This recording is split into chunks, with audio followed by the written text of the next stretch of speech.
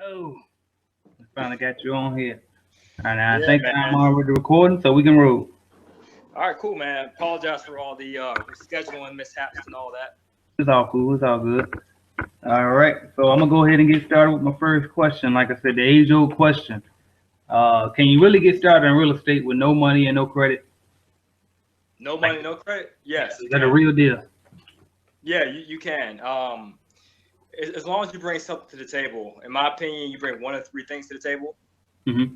You either bring the time, the money, or the credit. If you don't have the money and you don't have the credit, better bring your time. And you can do that by wholesaling. Okay. Yeah, you can wholesale deals, meaning you get like an asset, like a distressed asset, maybe a foreclosed home, for example, under contract for a real decent price, a low price, and Okay. you assign or wholesale your contract to an end buyer, like someone who's a flipper. Right. So you might get under contract for maybe, I don't know, 30,000, and these 30,000 repairs, but you know it'll be worth 100,000. So you tell this flipper, hey, I'll sell you this deal for $5,000, this contract, and he'll buy Okay. it. Okay. Yeah. Sounds good. So is that something that you like teach people on your channel, or do you have any type of course, anything you offer to teach people how to do that wholesaling?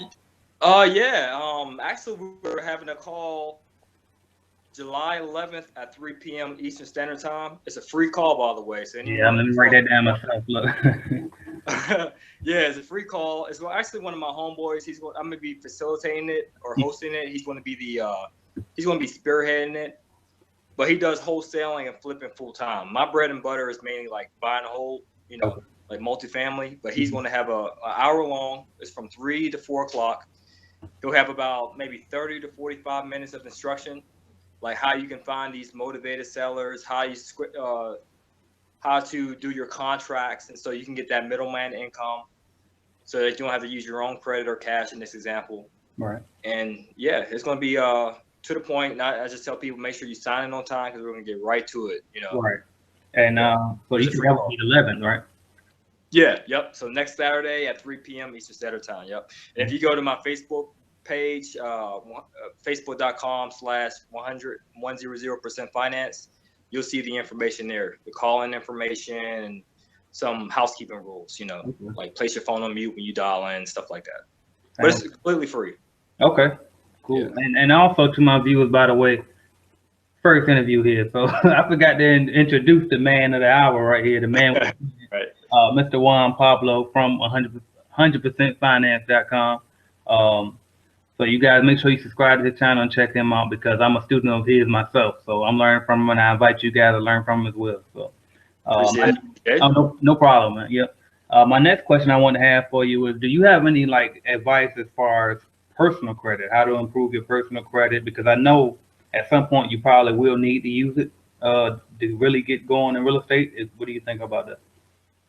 Yeah, most people don't realize that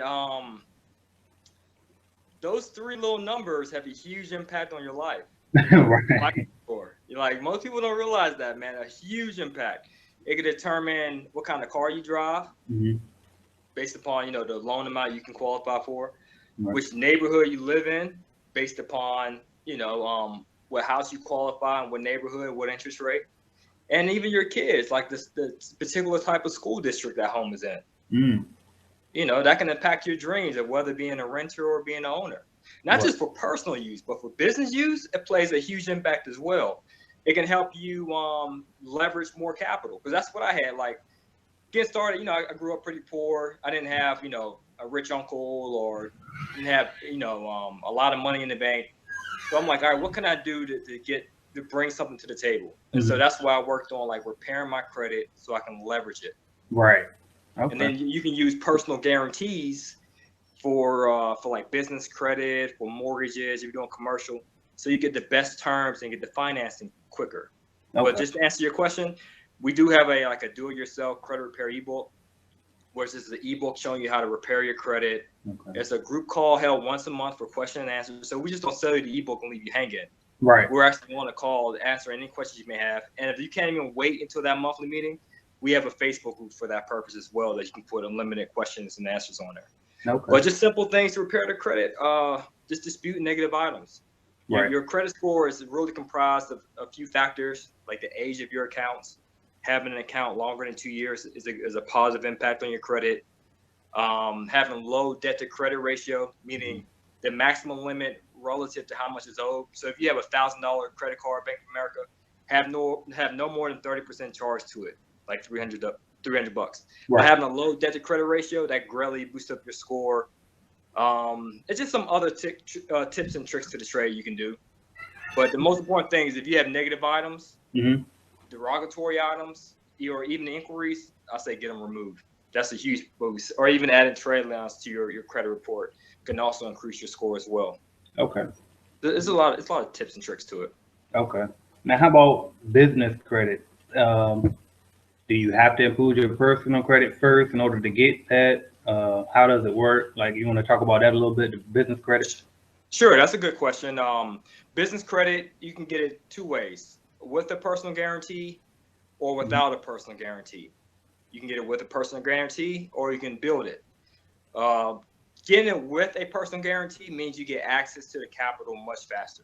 Okay. Because the banks or the credit card companies are like, all right, we checked out this guy's credit. If this guy's credit is pretty straight, I'm pretty sure that will correlate to his business. Right. You know, but they say, hey, this guy's personal credit is jacked up. How can this guy successfully manage the credit of a business? Exactly. So they won't give you that personal guarantee. So personal guarantee is like a sprint. Okay. You apply, you get consultation, you receive business credit cards in hand within 30 days. That's simple. But without it, now you can still get it independent of your personal credit. You can build it based upon the strength of your business. The only downside to that is more compared to as a marathon instead of a sprint. Okay. It can take you about a year to get financing, like minimum I would say about 50,000. But with a personal guarantee, you can get 40,000 in 30 days. Wow. And if you build it within a year, you know, it's all for personal credit. You have to build your paydex score. A paydex score is similar to your FICO score with your personal credit. A 720 FICO score is considered pretty good for financing, and for business credit, an 80 paydex score is ideal. That's what you want to aim for. But it can take you 6 months to build that.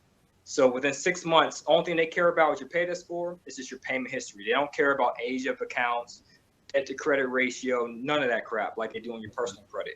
The only thing they care about is your payment history. Do you pay your bills on time? Do you pay them ahead of time? Do you make more than the minimum payment? That's all they care about business. You can max them out. They don't care about that. You can just create a business yesterday. You can just get a car for it yesterday. They don't care about that. They just care about your payment history. Wow. And so it takes 6 months to build that payment history up. Okay. So that's the only downside about business credit. It just takes a long time. But I always suggest to clients, if you have the means, the financial means, do both. Okay. But I always say, make your personal credit look pretty. Okay. So that way you can have like, this is my money team right here. These are all my credit cards. Right. And these are all credit cards. So these are not no debit cards. These are not, you know, gift cards. These are all credit cards I use for my business. I have 21, and I use those just for the means of obtaining. I mean, I only use them for business use. I don't use them for personal use. All right, that's something that I just learned. I actually watched one of your recent videos, and I heard you were talking about only using credit for investments, and then use your cash just for personal purchases and stuff like that. And that's something I actually just learned myself. So, yeah, that's good stuff there. So, you actually need an EIN number in order to get that business credit, right? Yes. There's certain things you have to do. It's called being in compliance. Okay. In order to get it. With the personal guarantee, there's less things you need to do because they're really leaning towards your personal credit. And when you get a personal guarantee, it won't show up on your personal credit unless you default. So if you don't at least make the minimum payment after a certain period of time, then it will report on your personal credit. But with the business credit without a personal guarantee, when you have to build it, it takes time to build it. Then you need to have a lot of stuff to be in compliance, like be registered with the 411 directory, having a fax number, having a 1-800 number, having a different office that's different from your home address. Okay. And of course, you can use virtual offices to serve that purpose, but it's just like a lot. It's like 20 different things you have to have to be in compliance. Yeah. So is that also available for, well, obviously for businesses, but is it also available for real estate as well? Purchasing real estate What do you mean? Is and it? getting business credit, like if you get a credit card through business, can you turn around and go buy real estate with that same credit card? Yeah, you have to be really smart with it. Okay, 'cause I think you picked on it a little bit in one of your videos, but I wasn't able to keep up. So, Yeah, it's somewhat of a system I've created. Using business credit can be more expensive debt because they're credit cards. right. You have a higher interest rate. So with business credit, normally you get an introductory APR of 0% Hmm. for maybe 6 to 12 billing cycles. So from 6 months to 12 months, 0% interest. So what I do is I convert the cars into cash, and I use that for just say multifamily investing. I use that towards like a down payment.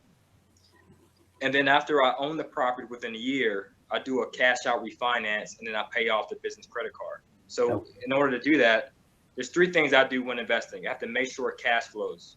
If the Okay. property doesn't cash flow, I don't buy it. Yeah. Meaning the gross rents minus all the operating expenses minus the debt service Hmm. for my mortgage payment, my business credit card payment, there has to be profit left over for me. Correct. So that's the first litmus test. The second test, 100% finance, hence the website, meaning I got to be able to get this deal without using my own money, because I believe use someone else's money to have, to do business with, but use your own money to have fun with. Right. Right. So it has to be 100% finance. So that means there's no limit to how many deals I can do because I'm not using my own money. That's Right. what it's about being an entrepreneur. Is leveraging yourself. Right. And then the third thing, it has to be built-in equity, Hmm. or I have to be able to force the appreciation by how I manage it, and I got to be in a positive appreciating market. Gotcha. That way I can refinance and pay off that higher interest business credit card off. Gotcha. So Okay. once you do that, then you can do this all day long. You can keep buying properties left and right.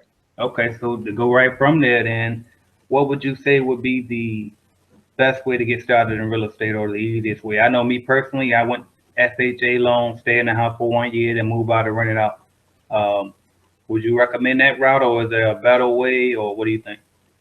Oh, well, I guess to answer your first part of your question, get Okay. started, I say know your numbers. You need to Okay. know. I think most people don't know where they stand financially. Like, if you don't know the numbers of your personal finances, how can you effectively manage the numbers for a business? And I think Correct. most people don't know that. If I ask people how much it costs for them to live a month, I don't know. Right. Right. Or how much money would you like to make per month for this year? Right. I don't know. I want to be happy. I want to be comfortable. But none of that stuff is quantifiable. None of it is specific.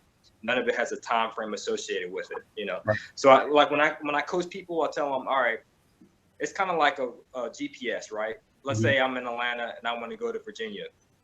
I know my starting point is Atlanta. I know my end point is my destination is Virginia.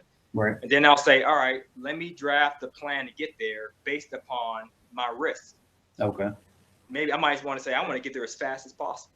Or I might want to say, you know what, let me take the slow and scenic route. Or I might say, you know what, I'm trying to save on some money, so let me avoid these tolls. And that way I'll take the longer route. Right. So that's the same thing when I coach people, like, all right, where do you stand financially? What are your monthly living expenses? Mhm. How much money you need to make a month just to break even, so you can say goodbye to the 9 to 5, so you can replace your paycheck, Right. including everything from toothpaste to traveling to ties to taxes to tennis shoes, anything else you can think Right. of. I always tell people budget down to the Snicker bar. You know. Right. So what are all your monthly expenses? Right. Right. Then I say multiply that times 120%, just to include anything you might oversee or forget. Because sometimes your car breaks down. Right. You might not say that's a monthly expense, but stuff like that happens. Okay. Or paying taxes. You pay that yearly. You might forget, oh, yeah, I do pay that. Right. So I just say multiply times 120% just to give you a buffer. So let's say that comes out to $5,000 a month it costs you to live. And then you multiply that times 120%, was that $6,000 a month? Mm-hmm. So now your goal is, all right, I got to make $6,000 a month in passive income so I can be financially free. That's the first thing, to be wealthy. Okay. And then once you get that number, And if you're real estate, I say minimum profit should be about $200 per rental unit, minimum. So you divide that 6,000 divided by $200, which is what I'm doing in my head, maybe 24 rental units. Yeah, whatever the math is, 6,000 divided by $200 per month should be about I say 24 rental units. Let's say it's 24 rental units. Right. Now you have something that's quantifiable, and you give yourself a time frame. Like you might say, I want to take this slow and steady route. I'm gonna do it in 5 years. Or you might say, you know what, I'm gonna take the aggressive approach and so I can get to my destination as quickly as possible. So you might say, I might do it in 3.5 or 4 years. And that's what I did when I started out. You know, I was like, all right, I wanted to have 30 rental units. Right. Actually, that's what the question was too. 30 units, 6,000 divided by 20. So number 200. Right. So my goal was I wanted to have 30 rental units before I turned 30 years old. And guess what? I was late by 6 months, but I still accomplished it. I had 30 rental units when I was 30 years old in 6 months. Wow. And that's what I suggest people should do first is like what Dr. Stephen Covey says in 7 Habits of Highly Effective People. Right. Determine the end, have the end in mind. That's what you need to do. See where you're starting at. See what your end goal is. And then what I do is I help consult people on a plan to get there. All right, you want to be aggressive? This is the fastest plan to do it. Right. And then I base it upon what tools they have. Some people might not have a car. Right. Some people might have a bike. Right. They might have bad credit. Some people might have a plane. They got great credit and they got thousands of dollars in the bank. Right. So they might be able to get to that destination much sooner. So then I analyze what type of vehicle they have. You know, like, all right, you got good credit. You got this. So let's check out your income statement. Fill that out, which most people never done. Then fill out your balance sheet. And then we go over that. So I make them fill out a personal financial statement, print out a credit report, see what the credit is like. And because I do credit repair, I have a credit repair business. I'm like, yo, you can do this, you can do that, and do that. So that way you get better financing. Right. Okay. So I think that's the most important thing. And then after that, then we can break down and say, all right, should you go FHA? And I suggest to answer the second part of your question, yes, you might want to go FHA since it's a lower down payment. Right. You can live in one unit, rent out the other. That's the same thing I did with my first property. Okay. Yeah. And let's see here. What do I have next? So should you keep going while we own that? Should you keep going FHA back to back if you can get it? Just keep going for that, or you think get some creative financing in there too? Yeah, I would say creative financing. If you use FHA, because I like people to understand property management. Even if you don't like tenants, right? You don't like splits, and you don't like taxes, right? Then I would say, you know what, just know the business before you can outsource it to someone else. So that way, no one can jerk you. Exactly. You know the lingo as well. So I would say, get you a duplex, a triplex, or a quadplex, whatever, 4-unit. Live in one unit, rent out the others. Get that management experience. Then if you're tired of it, outsource to someone else, but now you know how a business should be ran. Okay. Do that, and then I would say if you want to take the slow and steady route, you might want to use hard money for single-family homes. Right. But if you want to be aggressive and get to that financial freedom goal sooner than later, then I say go straight to multifamily. But you just got to make sure you're on your grind. You got to make sure you're focused on it.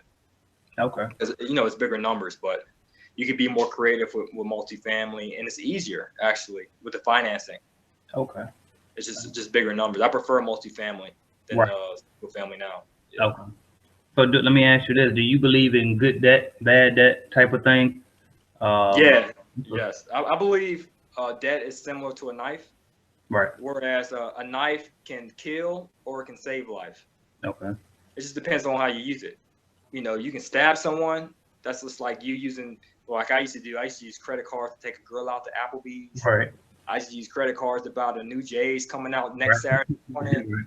And then like I lose my job. I'm like, all right, well, just charge it to the game. I guess I don't make a minimum payment. Right. Or you use it like a surgeon uses it, like a scalpel. But you have to be very precise on how you're using it.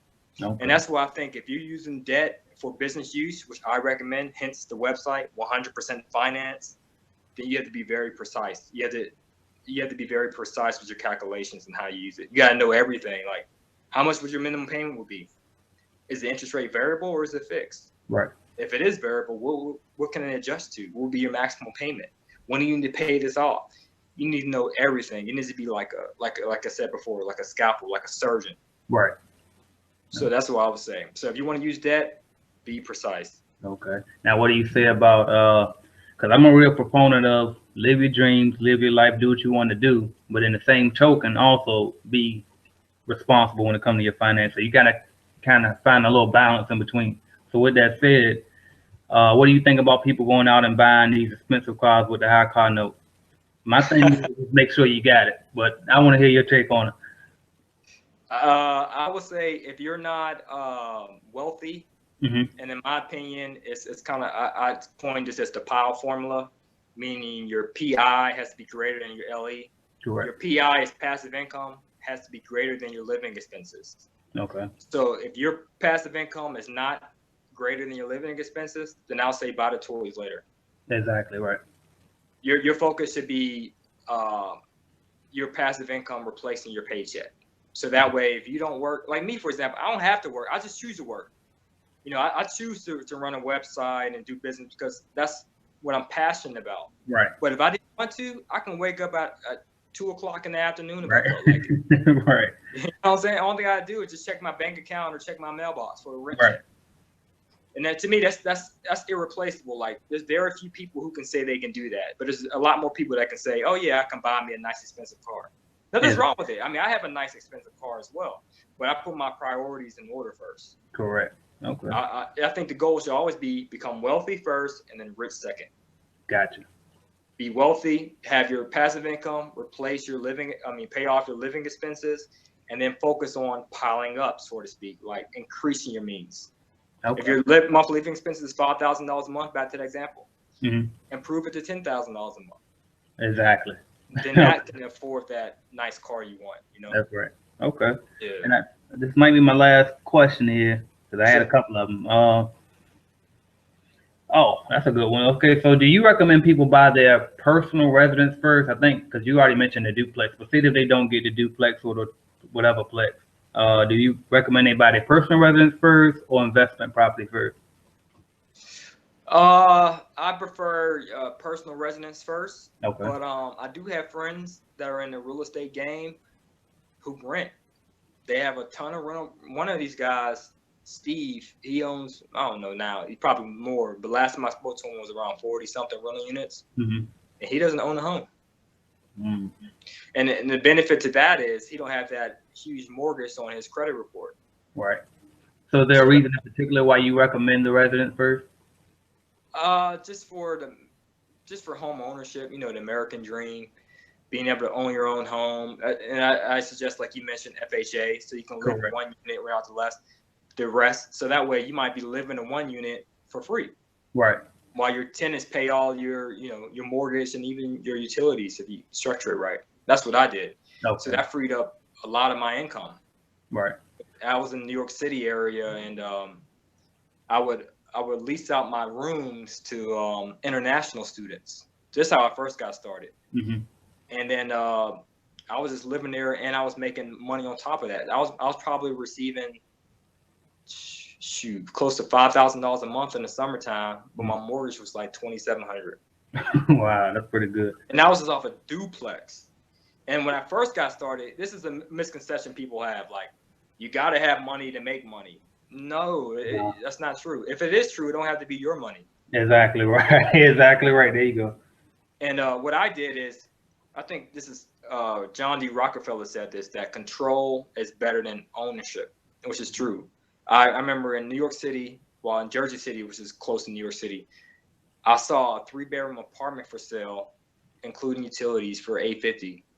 And my old landlord, she used to rent out her rooms to international students. So she taught me the business, and I rented out this apartment.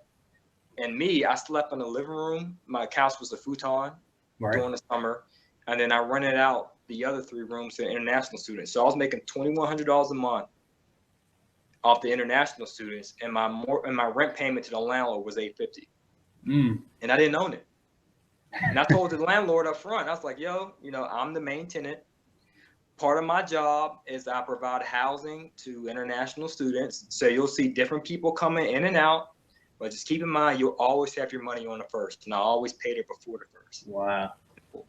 So she didn't mind it. So she might see a different person every month, but she didn't care because she was getting her money ahead of time. Right. No issues, no loud music, because these are international students, so they want to see New York City.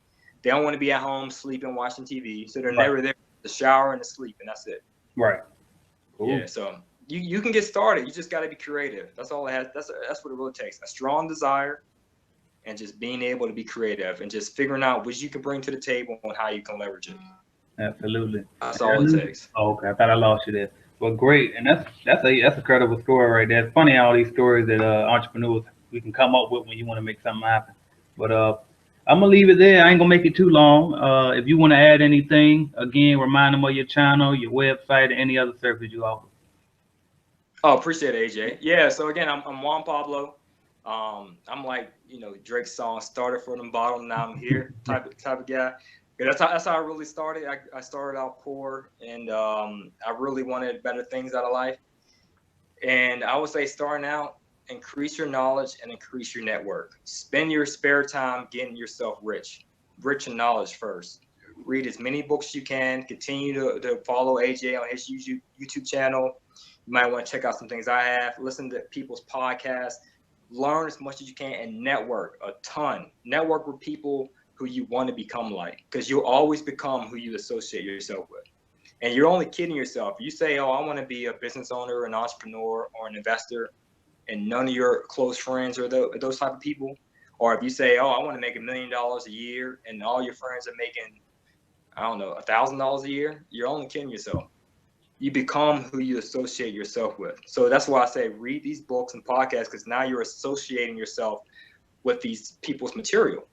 You're associating yourself with someone else's mindset when you read their book, or when you follow their channel, or you listen to their podcast, and then their mindset starts to become your mindset. And one, go ahead. I was gonna say, you mind throwing a couple of books out there? I always give them Think and Grow Rich and Rich Dad Poor Dad. I run those to death. So if you want to throw some out there, feel free. Yeah, those are staples, bro. Yeah. That's one of my top 5 books too. Oh yeah. Think and Grow Rich, Rich Dad Poor Dad, The Science of Getting Rich by Dr. Wallace Wattles, 7 Habits of Highly Effective People by Dr. Stephen Covey, 4-Hour Work Week by Timothy Ferriss. If you want some real estate related books, I would say Multifamily Millions by David Lindahl is a great one. That's all that comes to my head right now. I'm looking at my library right now. Okay. But none of them like really stick out that much. I think it's one book is called The Secrets of Solomon or something like that. That's a good one as well. I think it's called The Secrets of, let me see. Okay. I think I got it right here. Oh, The Richest Man Who Ever Lived. Oh, okay. I heard of that. He talks about King Solomon's secrets to success, wealth, and happiness. Okay. Yeah. So that's a good one. And my mentor's book too. I'll plug his book. Five Easy Steps to Financial Freedom by Dwayne Harden. Here it is right here. Cool. All right. And then you want to throw your book in there while we at it? Oh, sure. I have ebooks, but I have ebooks. It's called The Fastest Way to Financial Freedom, which I discuss these things, but in more detail. It comes with the material, for knowledge, and there are 3 ebooks on wholesaling, flipping houses, buying and holding. There's an audio book that talks about business credit and all this other stuff, real estate investing, how to analyze properties, how to find properties, how to get them 100% finance, how to analyze people on your team, screen them properly, property management, all that stuff. But the best thing about it, not only get the info, you also get me. I have a monthly group call. So once you buy the ebook, you're a member for life. Only thing you have to do is just call in whenever we have to call once a month. Like I said, we're having one on the 11th for free, but normally that's for a paid call. So I'm letting AJ's people, join the call for free if they're interested, and we give instruction. So I'm not that guy's like just give you fluff and be like, oh, and buy my other things. So, right. No, I like giving people the real deal, the skinny, so you can get some value out of it. So you get that, and you get the Facebook page as well. But I have a lot of tools. So I have real estate investing. I also have to do the same thing for credit repair, do-it-yourself credit repair. It gives you all the letters for credit repair, all the processes. If you have even a bankruptcy, tax lien, judgment, evictions, collections, even inquiries, and a whole bunch of other medical bills, other derogatory items. We give you all the information how you can do it yourself to remove it. If you have question and answer, we have a monthly group call for that and a Facebook group. And I also have a credit repair business. So if you don't want to do it yourself because you don't get the time or you don't have the patience to learn it, I can do it for you. Credit repair, also giving people business credit, CPNs, which is like a secondary credit profile, which you can use to get additional financing, trade lines, just pretty much any financial tool you need, you can holler at me and get it. All right. Well, we appreciate you, Juan. This is Juan Pablo, 100%finance.com is the website. If you're coming over to join Juan, let them know that you came from over with me. So, because I'm going to come over and I'm joining all this stuff. I told you guys I was thinking about going to, what's my guy, Jay Real Estate, Jay Morrison. I was thinking about hopping on his academy, but I got Juan. I don't think I need it anymore. Yeah, and I'm very inexpensive too, bro. Like I be hearing people be like, "Yo, man, you think I should sign up with this guy for $20,000?" I'm like, right. $20,000. Right. The most I ever paid for a real estate class was $40, and that was 2014. And that's the most I've ever paid. Wow. Because I follow my own thing. Like I said, I find someone who's successful at it, and I'll make them my homeboys. Like, yo, let me take you out to lunch, man. Yo, you mind if I pick your brain? Right. Or, yo, there's plenty of people who have free stuff like what I'm having on July 11th. Right. Just share it for free. Exactly. Just like I've been watching Robert Kiyosaki for years, and I got probably everything he's ever offered, but I never paid a dime. So I know exactly what you mean. Yeah, but I would say, AJ, if people are interested and they want to sign up, just go through you first, since you hosted this, because I appreciate AJ reaching out to me to have me a part of his. Well, it looked like we lost him. Oh, there he is. Okay. Hey, Juan. I don't know what happened. Hello? Can you hear me? Hey, Juan, can you hear me? Can you hear me? I can't hear anything you're saying. I'm sorry. Well, I guess they cut our interview short, but I want to thank Juan Pablo for coming. I'll let you guys know any further information. I'll plug his YouTube information on this video. I'll also plug his website and everything else. So thank you guys for watching, subscribing, liking, and sharing as always. And I'll see you guys next time. Thanks.